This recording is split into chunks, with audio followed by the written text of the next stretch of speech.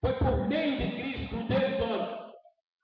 E Jesus, como homem, ele era 100% homem e era 100% Deus. E ele experimentou um pouco do nosso sofrimento. Quem aqui nunca sofreu uma indignação? Quem aqui nunca foi humilhado? Quem aqui nunca foi desprezado? Quem aqui nunca sentiu o cansaço do dia a dia? Quem aqui nunca sentiu dores do corpo pela atividade diária? Tudo isso Jesus sofreu e muito mais.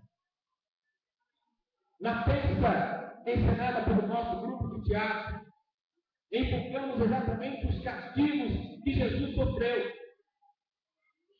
E Jesus veio para resgatar a humanidade, Jesus veio para resgatar o mundo. Como disse, o mundo também foi amaldiçoado quando o homem pecou.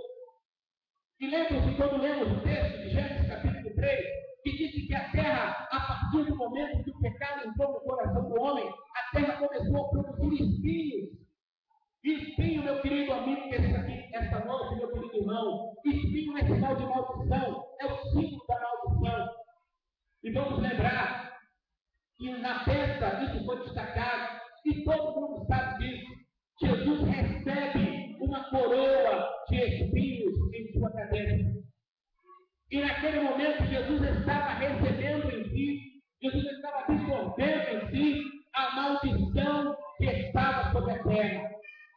Os espinhos que a terra começaram a produzir estavam agora na cabeça de Jesus, e a Bíblia diz que ele se fez maldição por nós. Jesus levou a maldição que estava sobre a terra, Jesus levou a maldição que estava por sobre cada um de nós por conta do pecado. Mas é preciso que cada um de nós entenda que o sacrifício de Jesus foi para isso. Foi para resgatar cada um de nós, foi para resgatar você, foi para resgatar o Jardim, foi para resgatar o Rio de Janeiro, foi para resgatar todo mundo. Por isso ele recebe em sua cabeça a maldição que foi colocada no mundo. E a Bíblia diz que ele se fez maldição por nós. Ele recebeu todo o mal que era nosso. Por isso, todo o sofrimento que qualquer um de nós tenha sofrido, todo o sofrimento que qualquer um de vocês tenha sofrido, não se compara ao sofrimento de Jesus. Pensei que vocês tiveram prejuízo, pensei que muitos aqui perderam tudo, mas Deus preservou o mais precioso dom que é a vida de vocês. E Ele mesmo vai conceder a vocês a oportunidade de reconstruir as suas vidas. Mas até mesmo o sofrimento que vocês passaram em perder tudo que tinham, não se compara ao sofrimento de Jesus. Porque Ele se fez maldição por nós. E veja o que nos diz a palavra de Deus. O profeta Isaías, escrevendo sobre Jesus, 700 anos de Jesus vir a este mundo. Ele era o profeta. Ele disse assim a respeito de Jesus: era desprezado e o mais indigno entre os homens, homem de dores e experimentado nos trabalhos. E como um de quem os homens escondem o rosto, era desprezado e não fizemos dele caso algum. Profeta Isaías, capítulo 53, versículo 3. Foi exatamente assim que aconteceu com Jesus, e é exatamente assim que acontece até hoje. Nós estamos na semana chamada Santa, onde a cristandade quer lembrar o que Jesus fez por nós. E alguns acham que lembrar o que Jesus fez por nós é simplesmente não comendo carne. Mas é preciso muito mais do que não comer carne. É preciso reconhecer que o que Jesus fez, ninguém mais fará e ninguém mais poderá fazer. É preciso reconhecer que o sacrifício de Jesus foi único e suficiente para elevar sobre si a sua maldição, a maldição que era sua, a maldição que era minha, a maldição que era desse planeta. Porque não temos um sumo sacerdote que não possa compadecer-se das nossas fraquezas. Porém, um que como nós em tudo foi tentado, mas sem pecado. Carta aos Hebreus, capítulo 4, versículo 15. Jesus esteve neste mundo, sofreu como homem e sentiu as dores que sentimos. Por isso você pode verdadeiramente aproximar-se dele, porque ele te entende. Ele sabe exatamente o que vai no seu coração, porque ele esteve aqui entre nós. Ele sabe exatamente o que é viver nesse mundo. Ele chorou de tristeza. Ele também chorou lágrimas de dor por um ente perdido de simpatia. Ele também chorou por ver a injustiça na terra. Ele sabe exatamente o que é viver nesse mundo. Por isso você pode aproximar-se de Jesus de coração aberto, confiando que Ele te entende e Ele te conhece. Ele sabe exatamente o que se passa no seu coração agora. Porque como nós, em tudo Ele foi tentado, em tudo Ele padeceu, mas em momento algum Ele blasfemou contra Deus. E eu quero crer, quero pedir a Deus que você não tenha feito assim. Como disse, Deus não é responsável por todo o mal que te abateu nesse lugar. Deus te ama. E a maior prova deste amor é Jesus Cristo. Jesus não fugiu da dor, Ele enfrentou. Não há sofrimento que venhamos passar que Jesus nos conheça. Jesus conhece e sabe exatamente o sofrimento que você tem passado. Mas eu quero dizer a você que a nossa fé, a sua fé, a nossa fé nos permite crer que o mal terá o seu fim em um tempo determinado por Deus. Como disse, o início desse processo de resgatar o homem, de resgatar a terra, iniciou-se com a vida de Jesus a esse mundo, com o sacrifício de Jesus na cruz do Calvário. Mas a Bíblia diz que haverá um dia em que Deus há de encerrar todas essas situações que hoje nos afligem, todas essas situações que um dia te afligiram. Haverá um dia que tudo isso vai passar. Diz o Apocalipse, capítulo 22, versículos 10 e 11. E disse-lhe: não segues as palavras da profecia desse livro, Jesus falando a João, que anotou o Apocalipse. Porque próximo está o tempo. Quem é injusto, faça injustiça ainda. E quem está sujo, suje-se ainda. E quem é justo, faça justiça ainda. E quem é santo, seja santificado ainda. Ainda nos diz mais o livro do Apocalipse, no capítulo 21. E Deus limpará de seus olhos toda lágrima. E não haverá mais morte, nem pranto, nem clamor, nem dor, porque já as primeiras coisas são passadas. Haverá um dia, queridos, em que todo sofrimento cessará. Haverá um dia em que toda lágrima se secará. Nós não sabemos quando será esse dia, mas cremos e esperamos que esse dia chegará. E é a nossa fé que nos permite crer nisso. E nós nos propusemos a sair do Rio de Janeiro, de Anchieta, enfrentar essa estrada para dizer a vocês que nós temos essa esperança.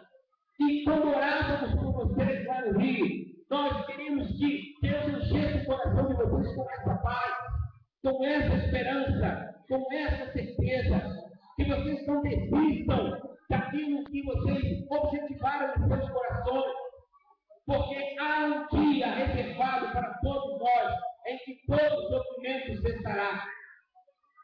Diz-nos ainda a palavra de Deus, no livro de Atos, capítulo 17, versículo 31. Porquanto tem determinado o dia, e com justiça há de julgar o mundo por meio do varão que destinou, e disso deu certeza a todos, ressuscitando dos mortos. Nós cremos que Jesus Cristo vai voltar, e Ele vai voltar para os seus.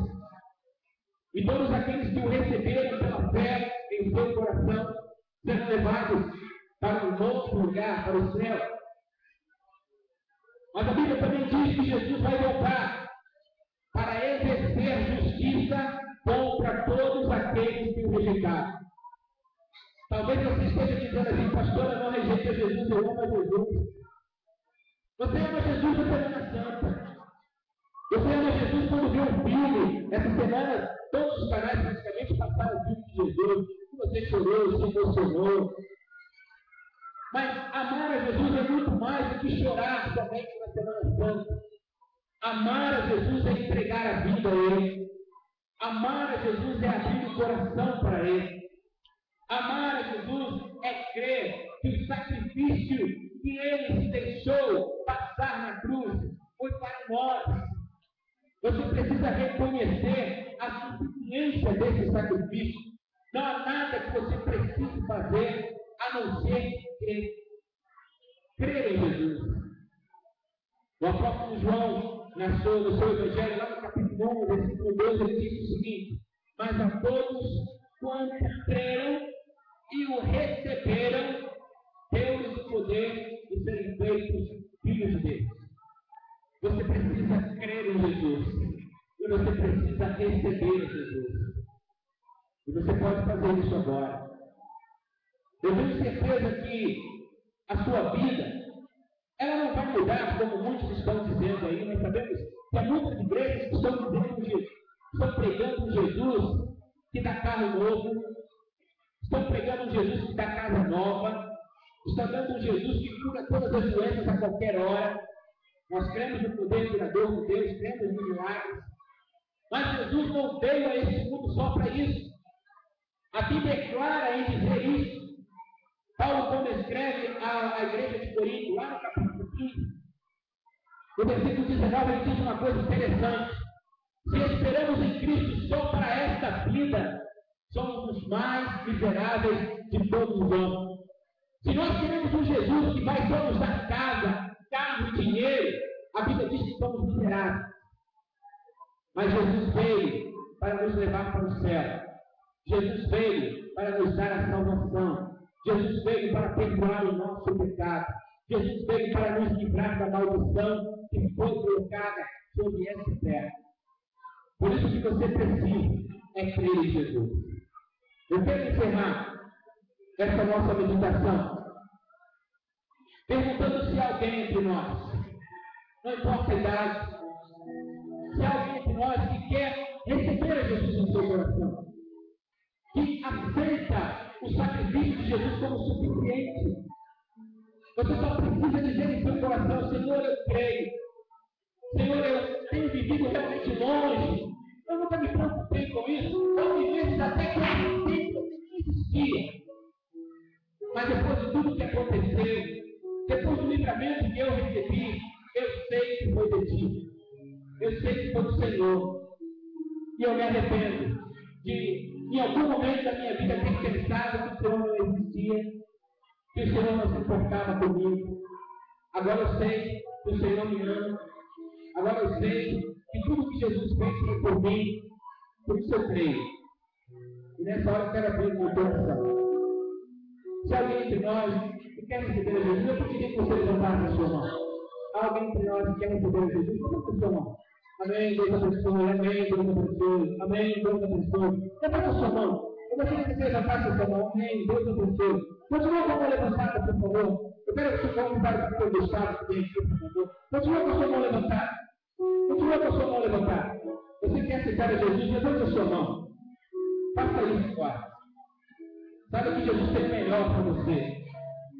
Esse aqui é o pastor Gustavo. Pastor Gustavo é o dirigente da congregação da Igreja Batista do Prado. Fica exatamente aqui nesta rua,